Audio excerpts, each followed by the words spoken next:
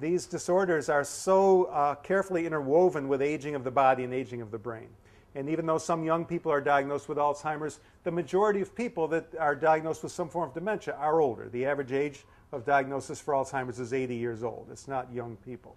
So this is part of the aging process. And you can call it a disease or you can call it an extreme form of aging, but whatever you call it, it's here with us, and we have to figure out how we can get our arms around this and embrace people who live with some form of forgetfulness and give them better lives. There have been some studies of how we use medications for distress, particularly in nursing homes where it is easier to measure this. Because out in the community, it's hard to know how many people take these drugs and how many don't. The truth is these drugs are not FDA approved for use in dementia. As a matter of fact, there's a black box warning about increased mortality with the use of these drugs. But we know that they get used all the time because people are in distress and we have to have something to give them, and so this is what we choose. The main type of drug being what we call antipsychotic medications, the ones that were developed for people with schizophrenia and some of the other psychiatric disorders. And there was one study that looked at all the people that spent any time in a nursing home from 2000 to 2001 in the United States, 2.5 million people.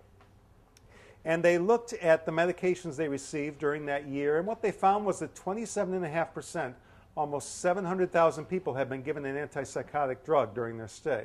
That is people with and without a diagnosis of dementia.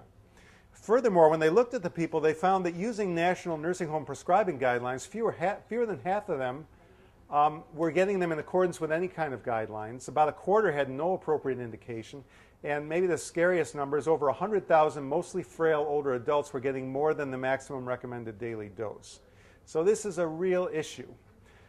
We also know that this use is rising every year. And it's not just a U.S. issue, it's worldwide. That 28% is very similar to studies I've seen in Denmark, in Canada, in Germany, in Australia, in Japan, in England. In most industrialized countries, this is sort of the way we care for people with dementia, with lots of these medications.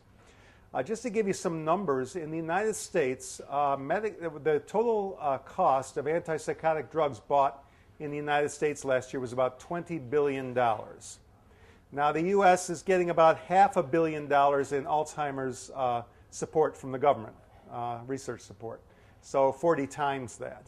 Medicaid spends more money on antipsychotics than it spends on either heart disease medications or antibiotics. So it's a pretty impressive amount. And if you look at we use, there are probably 5 or 6 different brands of these drugs that are commonly used. If you look at the industry websites, you'll find that there are about 40 new drugs in the research and development pipeline. So you might conclude that with the aging of the population, with no other group of psychiatric disorders increasing any more rapidly than the U.S. population, that the pharmaceutical companies have pretty much decided that this is sort of the future of elder care, is to have lots of antipsychotic drugs available for dementia. So if we're going to spend all this money and use all these resources and prescribe all these pills, we want to make sure these pills are fairly effective and they're safe, right? Does that seem like a reasonable premise? So let's look at each of those. Let's look at the effectiveness. And I really challenged myself when I started writing my book because I didn't believe these drugs were doing what they're supposed to be doing. But I wanted to make sure that I knew what I was talking about. And so I did something I hadn't done up to that point, and most doctors don't do. I got all the drug studies from the last 50 years, and I read them all with a fine-tooth comb. And I looked at mostly U.S. studies, but some foreign ones as well. Most of them were done in the U.S., the intervention studies. And an interesting thing is that these studies have lots of flaws, lots of flaws. One thing I found was that there are only 2 studies that I've read over the last 50 years that were not supported by the makers of the drug that was being tested. Now, that doesn't automatically invalidate the studies, but it leaves room for lots of investigational bias to come in. And there you can find the flaws in the bias if you really look at these studies with these new eyes. And the amazing thing, though, is that even if you don't look for flaws, even if you take the studies at face value and just look at the very best studies that have been performed, the average overall efficacy of these drugs is 18% better than sugar pills.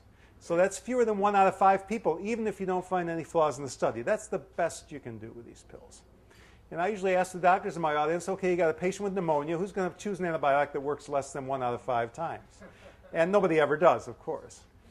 Now, if we go on the other side of the coin and look at the side effects, we knew the older drugs had lots of side effects: stiffness and movement disorders, gait problems, falls, sedation, trouble with appetite, constipation. All these things can happen from these drugs.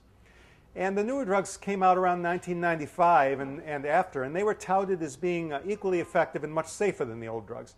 And that's why their use has been increasing fairly rapidly over the past 15 years. But the truth is that there's a whole new host of side effects we've been discovering over the past 5 years or so that weren't even present to this extent with the older drugs. We're seeing weight gain. We're seeing elevated blood sugars and development of diabetes in some people. We're seeing an independent increased risk of strokes, an independent risk increase in pneumonia. And there have been at least 4 studies I've seen which show an independent increased risk of death, including Clive Ballard's study from England 2 years ago, which looked at people over 3 years with antipsychotics versus sugar pills. And the people on the antipsychotics had double the death rate over 3 years compared to the sugar pill. And so once again, I asked the physicians, okay, you got that guy with pneumonia, who's going to give him a drug that works 18% of the time and doubles the death rate? And once again, not many people are going to go for that. So why do we do this? Is it because doctors are stupid? Well, no, of course it's not because of that. It's because people are in distress and their care partners are in distress. And we want to respond to that.